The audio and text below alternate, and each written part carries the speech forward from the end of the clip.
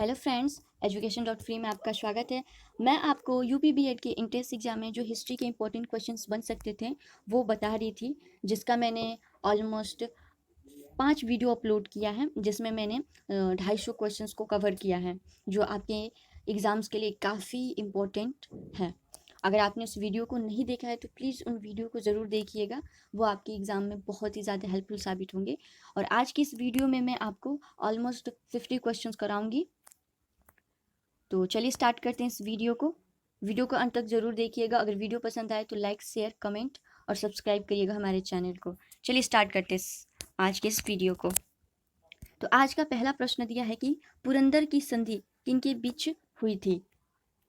तो इस प्रश्न का उत्तर है ऑप्शन ए, शिवाजी एवं राजा जय सिंह के बीच में। पुरंदर की संधि शिवाजी एवं राजा जय सिंह के बीच हुई थी। अगला प्रश्न है कि मराठों के प्रथम पेशवा कौन थे। इस प्रश्न का उत्तर है ऑप्शन ए, बालाजी विश्वनाथ। अगला प्रश्न दिया है कि भारत में सर्वप्रथम आने वाले यूरोपीय व्यापारी कौन थे। तो ऑप्शन बी, पुर्तगाली। भारत में सर्वप्रथम आने वाले यूरोपीय व्यापारी पुर्तगाली थे। अगला प्रश्न दिया है कि भारत में आने वाले सबसे पहला पुर्तगाली कौन था। तो इस प्रश्न का उत्तर है option D, Vasco D gamma. Bharat में आने वाला सबसे पहला पुर्तगाली था। अगला प्रश्न दिया है कि भारत में पहला पुर्तगाली गवर्नर कौन था। तो इस प्रश्न का उत्तर है option D, Francisco de Almeida. ये भारत में पहला पुर्तगाली गवर्नर था। अगला प्रश्न दिया है कि डचों ने अपनी पहला कारखाना कहाँ स्थापित किया था। डचों ने अपना पहला कारखाना कहाँ स्थापित किया था। तो इस प्रश्न का उत्तर है ऑप्शन सी, मसूलीपट्टनम में। अगला प्रश्न दिया है कि डचों का भारत से अंतिम पतन अंग्रेजों के साथ हुई किस लड़ाई से हुआ। इस प्रश्न का उत्तर है ऑप्शन बी, वेदरा का युद्ध।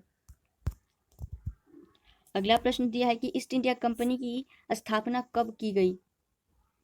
ऑप्शन ए, 1600 ईस्वी में ईस्ट इंडिया कंपनी की स्थापना हुई थी। अगला प्रश्न है कि ब्रिटिश के सम्राट जेम्स प्रथम के राजदूत के रूप में जहांगीर के दरबार में आने वाला यात्री कौन था। तो ऑप्शन बी, टॉम्स रो थे।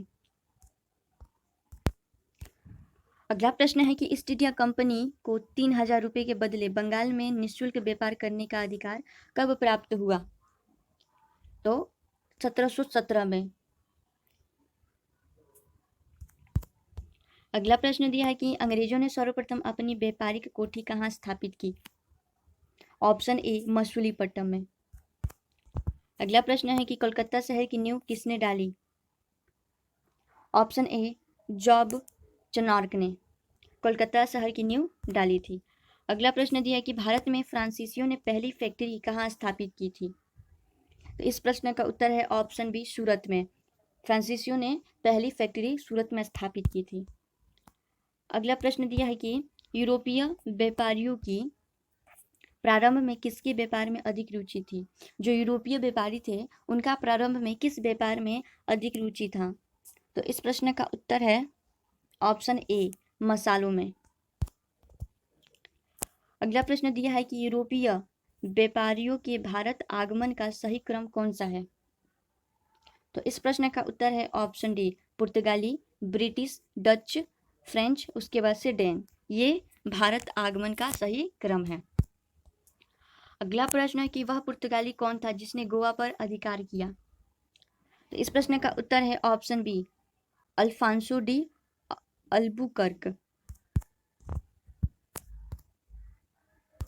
अगला प्रश्न दिया है कि भारत तक पहुंचने के समुद्री मार्ग की खोज किसने की थी। भारत तक पहुंचने के लिए समुद्री मार्ग की खोज पुर्तगालियों द्वारा किया गया था। अगला प्रश्न दिया है कि ईस्ट इंडिया कंपनी ने भारत में अपनी पहली फैक्ट्री कहाँ स्थापित की। तो ऑप्शन सी, सूरत में। ईस्ट इंडिया कंपनी ने भारत में अपनी पहली फैक्ट्री जो है वो सूरत में स्थापित किए थे। अगला प्रश्न दिया है कि पलासी का युद्ध कब हुआ था। ऑप्शन ए, 1757 ईस्वी में। अगला प्रश्न दिया है कि बक्सर का युद्ध कब हुआ था। तो ऑप्शन ए, 1764। ऑप्शन बी, 1764 ईस्वी में। अगला प्रश्न है कि वास्को डी गामा भारत कब आया था। ऑप्शन ए, 1498 ईस्वी में। अगला प्रश्न दिया है कि कर्नाटक युद्ध किन के मध्य लड़ा गया। इस प्रश्न का उत्तर है ऑप्शन ए, अंग्रेज और फ्रांसीसी के बीच में कर्नाटक युद्ध लड़ा गया था। अगला प्रश्न है कि प्लासी का युद्ध जो कि 1757 ईस्वी में हुआ था वो किन के मध्य लड़ा गया था। तो इस प्रश्न का उत्तर है ऑप्शन सी, सिराजुद्दौला एवं अंग्रेजों के बीच।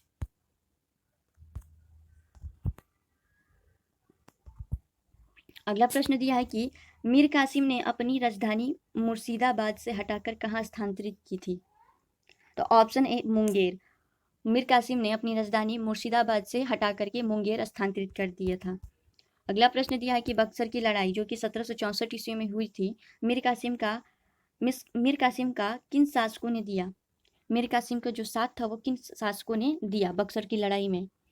तो इस प्रश्न का उत्तर है ऑप्शन ए और बी, मतलब कि शाह आलम द्वितीय और सुजाउद्दौला ने, जो कि अवध का नवाब था।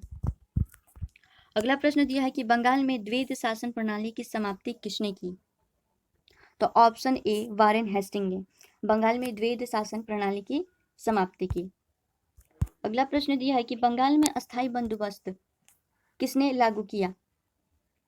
इस प्रश्न का उत्तर है ऑप्शन सी, लॉर्ड कर्नवालिस। अस्थायी बंदोबस्त की स्थापना की या लागू किया। अगला प्रश्न दिया है कि बंगाल का प्रथम गवर्नर जनरल कौन था। इस प्रश्न का उत्तर है option B, Warren Hasting Bengal का प्रथम गवर्नर जनरल था। अगला प्रश्न दिया है कि भारत का प्रथम गवर्नर जनरल कौन था। तो option D, Lord William Bentinck. अगला प्रश्न है कि सहायक संधि पर हस्ताक्षर करने वाला पहला शासक कौन था। तो ऑप्शन ए, हैदराबाद का निजाम सहायक संधि पर हस्ताक्षर करने वाला पहला शासक था। अगला प्रश्न है कि निम्नलिखित में से किस युद्ध में फ्रांसीसियों की निर्णायक हार हुई तथा अंग्रेजों की सर्वोच्चता स्थापित हुई। तो ऑप्शन ए, वाडिवास का युद्ध। वाडिवास के युद्ध में फ्रांसीसियों की हार हुई और अंग्रेजों का सर्वोच्चता स्थापित हुई। अगला प्रश्न दिया है कि सती प्रथा का अंत तथा ठगी प्रथा को समाप्त करने का श्रेय किसे है। तो इस प्रश्न का उत्तर है option D, Lord William Bentinck को। अगला प्रश्न दिया है कि राज्यालय हड़प नीति गोद निषेध सिद्धांत किसके द्वारा लागू किया गया था। तो लॉर्ड डलहौजी द्वारा। ऑप्शन सी सही है। हड़प नीति गोद निषेध सिद्धांत लॉर्ड डलहौजी द्वारा लागू किया गया था। अगला प्रश्न दिया है कि हड़प नीति राज्यालय सिद्धांत के द्वारा सर्वप्रथम किस राज्य को ब्रिटिश साम्राज्य में मिलाया गया। तो इस प्रश्न का उत्तर है ऑप्शन ए, सतारा राज्य को हड़प नीति के द्वारा ब्रिटिश साम्राज्य में मिलाया गया। अगला प्रश्न दिया है कि भारत में आधुनिक शिक्षा प्रणाली की नींव किससे पड़ी। तो ऑप्शन बी, 1835 ईस्वी के मैकाले मैन्यूट से भारत में आधुनिक शिक्षा प्रणाली की नींव पड़ी। अगला प्रश्न दिया है कि सिंध विजय का श्रेय किसे दिया जाता है। तो ऑप्शन डी, चार्ल्स नेपियर को सिंध विजय का श्रेय दिया जाता है चार्ल्स नेपियर को। अगला प्रश्न है कि भारत समाचार पत्रों पर प्रतिबंध हटाने का श्रेय किसे दिया जाता है। भारत में समाचार पत्रों पर से प्रतिबंध हटाने का श्रेय किससे दिया जाता है। तो ऑप्शन ए, चार्ल्स मेटकॉफ को। अगला प्रश्न है कि निम्नलिखित में से किस अधिनियम के द्वारा ईस्ट इंडिया कंपनी का भारत के साथ व्यापारिक एकाधिकार समाप्त कर दिया गया। तो ऑप्शन ए, 1813 ईस्वी का जो चार्टर अधिनियम था उसके द्वारा भारत के साथ व्यापारिक एकाधिकार को समाप्त कर दिया गया ईस्ट इंडिया कंपनी का। अगला प्रश्न है कि भारत में पहली रेल जो थी वो किस वर्ष चली थी। तो 1853 ईस्वी में। ऑप्शन बी सही है। भारत में पहली रेल जो थी वो 1853 ईस्वी में चली थी। अगला प्रश्न दिया है कि भारतीय शिक्षा का मेग्ना कार्टा किसे कहा जाता है। तो इस प्रश्न का उत्तर है ऑप्शन सी, वुड डिस्पैच को मेग्ना कार्टा कहा जाता है भारतीय शिक्षा का। अगला प्रश्न दिया है कि किस अधिनियम के द्वारा बंगाल के गवर्नर जनरल को भारत का गवर्नर जनरल बना दिया गया। इस प्रश्न का उत्तर है ऑप्शन डी, 1833 ईस्वी का जो चार्टर अधिनियम था उसके द्वारा जो बंगाल के गवर्नर जनरल थे उनको भारत का गवर्नर जनरल बना दिया गया। अगला प्रश्न है कि मराठों की अंतिम पराजय के बाद पेशवा बाजीराव द्वितीय को पेंशन भोगी बनाकर कहाँ भेज दिया गया? तो ऑप्शन सी, बिठूर में। मराठों की जो अंतिम पराजय के बाद पेशवा बाजीराव द्वितीय थे, उनको पेंशन भोगी बना करके बिठूर भेज दिया गया। अगला प्रश्न है कि दिल्ली दरबार वर्नाक्यूलर प्रेस अधिनियम, भारतीय शास्त्र अधिनियम जैसी घटनाओं का संबंध किस वर्षराय से है? तो ऑप्शन डी, लॉर्ड लिटन से। अगला प्रश्न है कि किस वर्षराय को भारत में स्थानीय स्वशासन की स्थापना का श्रेय दिया जाता है? इस प्रश्न का उत्तर है option C, Lord Ripon. Lord Ripon को स्थानीय स्वशासन की स्थापना का श्रेय दिया जाता है। अगला प्रश्न है कि बंगाल में हुए पागलपंथी विद्रोह को किसने नेतृत्व प्रदान किया? तो ऑप्शन ए, करम शाह ने। पागलपंथी विद्रोह को नेतृत्व प्रदान किया था करम शाह ने। अगला प्रश्न है कि असम के अहोम विद्रोह का नायक कौन था? इस प्रश्न का उत्तर है ऑप्शन सी, गोमधर कुंवर अहोम विद्रोह का नायक था। अगला प्रश्न है कि बंकिम चंद्र चटर्जी के उपन्यास आनंद मठ में किस विद्रोह का उल्लेख मिलता है? तो ऑप्शन डी, सन्यासी। अगला प्रश्न है कि वहाबी आंदोलन के प्रवर्तक कौन थे? तो ऑप्शन डी, सैयद अहमद वहाबी आंदोलन के प्रवर्तक थे। अगला प्रश्न है कि उल गुलान विद्रोह का संबंध है? इस प्रश्न का उत्तर है ऑप्शन सी, बिरसा मुंडा से।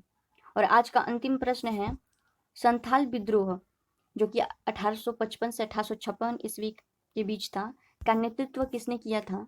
तो इस प्रश्न का उत्तर है ऑप्शन ए और बी, मतलब कि सिंधु और कन्हू ने, इन दोनों ने संथाल विद्रोह का नेतृत्व किया था। धन्यवाद, मिलते हैं अगले वीडियो में।